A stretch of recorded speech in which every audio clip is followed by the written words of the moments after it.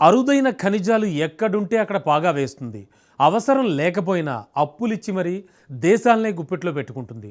సర్వం దోచుకున్న తర్వాత వాటిని గాలి కొదిలేసి గుట్టుచప్పుడు కాకుండా ఎస్కేప్ అవుతుంది. చైనా ఈ కుట్రలకు ఆఫ్రికా ఎప్పుడో ఎదుకైంది. చాలా ఏళ్లుగా ఆఫ్రికా దేశాలను అప్పుల్లోకి దించి అరుదైన ఖనిజాలను దోచుకుంటూ తన ఖజానా నింపుకుంటోంది. ఆ కుట్రలకు చెక్ పెట్టేందుకు భారత్ కూడా చాలా కాలంగా యత్నిస్తోంది. 2023 ఆఫ్రికాకు G20 సభ్యత్వం ఇవ్వడం అందులో భాగమే. ప్రధాని మోడీ ఇథియోపియా పర్యటన ద్వారా ఆ వ్యూహాల్లో గేర్ మార్చారు. ఆఫ్రికన్ యూనియన్లో కీలక దేశంలో తొలిసారి పర్యటించి డ్రాగన్కు ఓ క్లియర్ మెసేజ్ పంపారు. ఆఫ్రికాకు నిజమైన ఫ్రెండ్ ఇండియానే అనే సంకేతాలు ఇచ్చారు. ఇంతకు ప్రధాని మోడీ ఇథియోపియా పర్యటన ఎందుకంత కీలకం? ఆఫ్రికా వేదికగా చైనా కుట్రలకి పర్యటన ఎలా చెక్ పెడుతుంది? అరుదైన ఖనిజాల ఆటలో ఎవరిది పై చేయి కాబోతోంది? Let's watch. ఆఫ్రికా కేరఫ్గా సరికొత్త ఆట ఆరంభించిన చైనా, ఇండియా. అప్పులతో డ్రాగన్ కంట్రీ ఆపన్న హస్తంతో భారత్ వ్యూహాలు. అరుదైన ఖనిజాల ఆటలో ఎవరిది పైచేయిగా మారబోతోంది?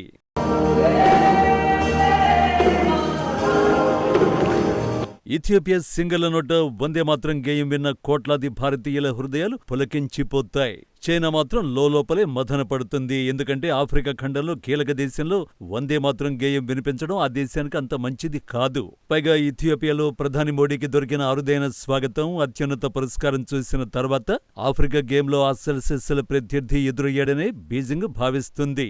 మోడీ ఇథియోపియా పర్యటన చైనాను ఎందుకింత కలవర పెడుతుందో తెలియాలంటే ఆఫ్రికా ఖండంలో డోటీ డ్రాగన్ ఎప్పుడో షురూ చేసిన డేంజరస్ గేమ్ గురించి తెలుసుకోవాలి.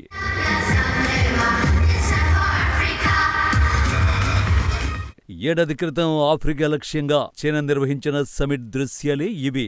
2024 సెప్టెంబర్ 4 నుంచి 6 మధ్య Beijing summit of the forum on China Africa cooperation అనే సదస్సును చైనాలో నిర్వహించింది. కోవిడ్ అనంతరం చైనా నిర్వహించిన అతిపెద్ద కార్యక్రమం ఇదే.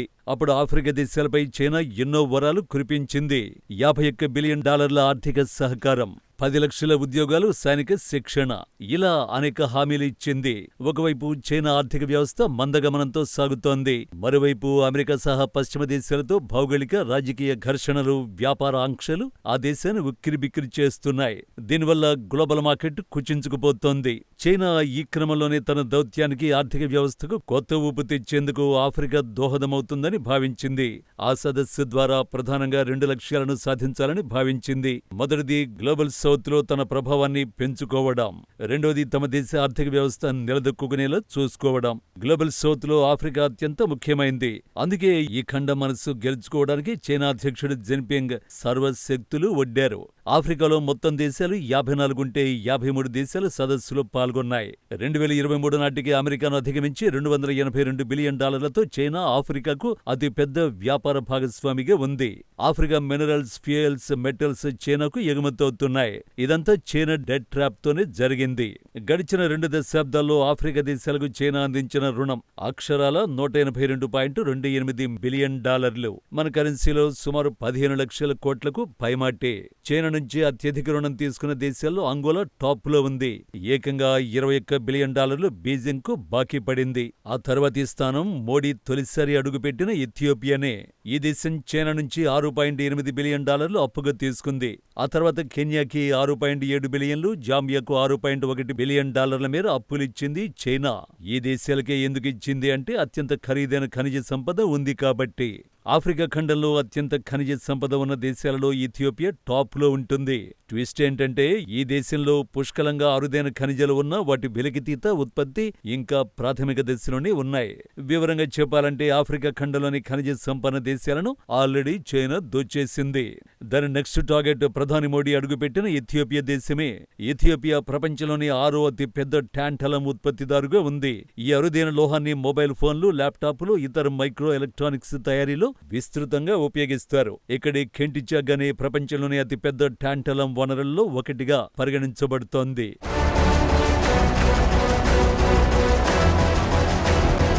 మరోవైపు అత్యంత కీలకమైన లిథియం, కోబాల్ట్, నికెల్ నిక్షేపాలు ఇథియోపియాలో పెద్ద మొత్తంలో ఉన్నాయి. ఎలక్ట్రిక్ వాహనాల బ్యాటరీల తయారీలో వీటిదే కీలక పాత్ర. అలాగే క్లీన్ ఎనర్జీ, అధిక సాంకేతికత కలిగిన పరికరాల తయారీలో ఉపయోగించే అరుదైన ఖనిజాలు ఇథియోపియాలో ఇంకా వెలికితీయని స్థితిలో ఉన్నాయి. ప్రపంచ స్థాయి నాణ్యత కలిగిన ఓపాల్స్, నీలమణి పచ్చలు ఇక్కడ పుష్కలంగా లభిస్తాయి. బంగారు నిక్షేపాలు ఆ దేశంలో గణనీయంగా ఉన్నాయి. ఎరువుల తయారీకి అవసరమైన పొటాష్ నిక్షేపాలు అఫారు ప్రాంతంలో భారీగా ఉన్నాయి. ప్రధాని మోడీ తాజా పర్యటనలో ఇరు దేశాలు మైనింగ్, కీలక ఖనిజాల రంగంలో సహకారాన్ని పెంచుకోవాలని నిర్ణయించుకున్నాయి. భారత్ తన సెమీకండక్టర్ పరిశ్రమ, స్వచ్ఛ ఇంధన లక్ష్యాల కోసం అరుదైన ఖనిజాలను ఇథియోపియా నుండి దిగుమతి చేసుకోవడం ద్వారా డ్రాగన్ కంట్రీపై ఆధారపడటాన్ని తగ్గించుకోవాలని భావిస్తోంది. అందుకే మోడీ ఇథియోపియా పర్యటనను విశ్లేషకులు గేమ్ చేంజర్ గా చూస్తున్నారు. In human history, here history is alive in the mountains, in the valleys, and in the hearts of the Ethiopian people. Today, Ethiopia stands tall because its roots are deep. To stand in Ethiopia is to stand where the past is honored, the present is full of purpose, and the future is welcomed with open hearts. Ethiopia Africa ఖండంలో కేవలం ఓ దేశం మాత్రమే కావచ్చు, కానీ African union ప్రధాన కార్యాలయం Ethiopia రాజధాని అడిస్ అబాబాలోనే ఉంది. ఆఫ్రికాతో సంబంధాలను బలోపేతం చేసుకోవడం ద్వారా గ్లోబల్ సౌత్ లో భారత్ తన పట్టును బిగించేందుకు ఈ దేశం ఎంతో కీలకం. మోడీ పర్యటనలో ఇరు దేశాల సంబంధాలను వ్యూహాత్మక భాగస్వామ్యం స్థాయికి పెంచారు. రక్షణ, వాణిజ్యం, ఆరోగ్యం, సాంకేతిక రంగాలలో సహకారాన్ని మరింత పటిష్టం చేసేందుకు ఒక రోడ్డు మ్యాప్ను రూపొందించారు.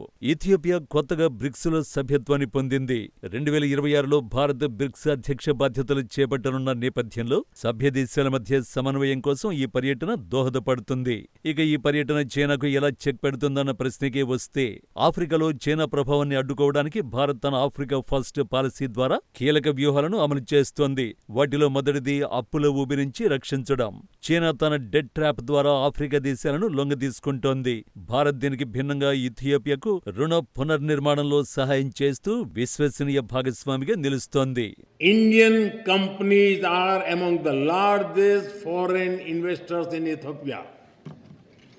They have invested more than $5 billion in diverse sectors like textiles, manufacturing, agriculture, health, and more.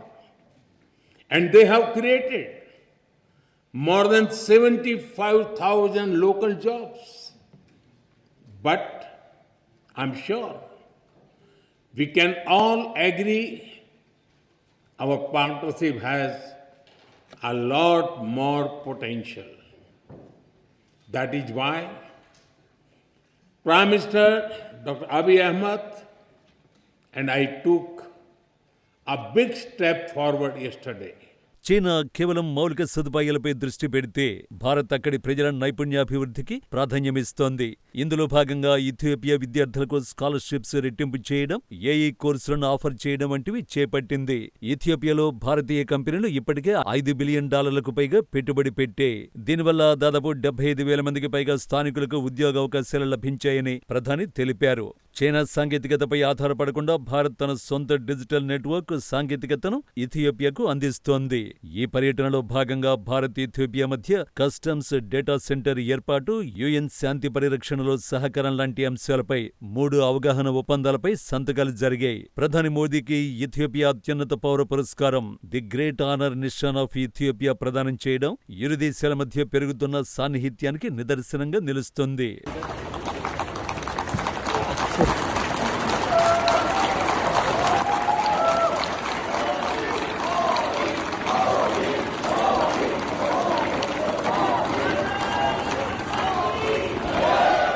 ఆఫ్రికాపై Trump focus తగ్గింది. పుతిన్ సైనిక వ్యూహాలకు మాత్రమే పరిమితమయ్యారు. జిన్పింగ్ ఒక్కడే అరుదైన ఖనిజాల కోసం అంతులేని కుట్రలు చేస్తున్నాడు. తన డెట్ ట్రాప్ తో ఆఫ్రికా దేశాలను అప్పుల ఊబిలోకి దించి అందినంత దోచుకుంటున్నాడు. ఆ ఖనిజాలను అస్త్రంగా మలుచుకుని భారత్ వంటి దేశాలను ఆడించాలనుకుంటున్నాడు.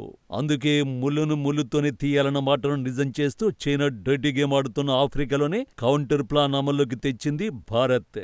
చైనా రుణాలతో నలిగిపోయిన దేశాలకు నేనున్నానంటూ కొండంత అండగా నిలిచే ప్రయత్నం చేస్తోంది. అయితే ఈ ఆటలో ఇది ఇంకా ఆరంభం మాత్రమే. ఆడాల్సిన అసలు సిసల ఆట ఇంకా మిగిలే ఉంది.